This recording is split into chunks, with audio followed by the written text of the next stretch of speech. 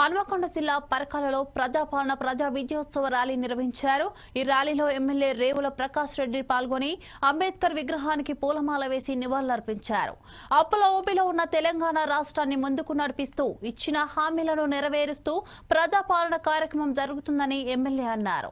రైతులకు 2 లక్షల రుణమాఫీ, మహిళలకు ఉచిత బస్సు ప్రయాణం, 500 గ్యాస్ సిలిండర్, 200 యూనిట్ల జీరో బిల్ లాంటి అనేక కార్యక్రమాలు ఇప్పటికే అమలు చేశారని తెలిపారు.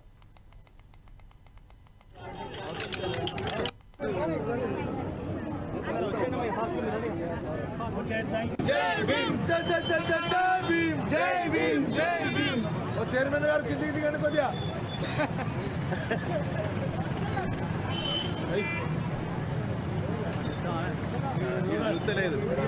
ఈరోజు ఎంతో సౌకర్యం వచ్చడం వల్ల ఇవాళ మీరు చూస్తే హిస్టరీ ఏంటి అని అంటే 62 కోట్లు జీరో టికెట్స్ ఇష్యూ చేయడం జరిగింది.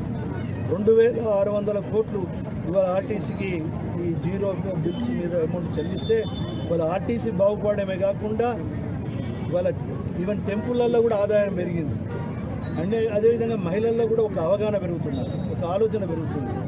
అదే కాకుండా చూస్తే ఇవాళ రైతు రుణమాఫీ అనేది ఈ సంవత్సర కాలంలో అంటే ఒక 2 నెలల 3 నెలల లోపల కాలంలోనే మనం చూస్తే 21,000 కోట్లు ఇవాళ మాఫీ చేయడం జరిగింది.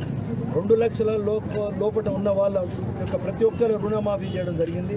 2 లక్షల పైన ఉన్న వాళ్లకు దాని మీద మేము ఎప్పుడు కూడా మాట ఇవ్వలేదు. రెండోది దాన్ని కూడా భవిష్యత్తులో ఆలోచన ఉందాం. ఎందుకంటే రాష్ట్ర ఆర్థిక పరిస్థితి దృష్టిలో పెట్టుకున్నప్పుడు ఇచ్చిన వాగ్దానికి పరిమితం కావడానికి 2 లక్షల రుణమాఫీ 100% చేయడం జరిగింది.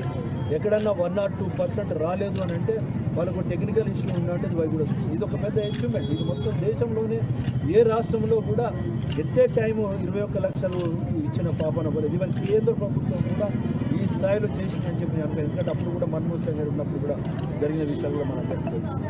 అదే కాకుండా ఇవాళ చూస్తే 200 యూనిట్లు కరెంటు ఉచితంగా ఇవ్వటం వల్ల ప్రతి కుటుంబానికి ఈ 10 నెలల్లో యావరేజ్గా నెలకు 500 రూపాయలు వేసుకున్నా కూడా 5,000 రూపాయలు వాళ్ళకు ఆదా అయింది. అంటే ఎంత ఆదా అయింది అనేది మీరు ఒకసారి ఆలోచించండి. డైరెక్ట్ అమౌంట్ దొరకకపోవచ్చు కానీ బట్ ఆదా అనేది వాళ్ళకి జరగడం వల్ల వాళ్ళు ఇతర అవసరాలకు ఖర్చు పెట్టుకుంటున్నారు.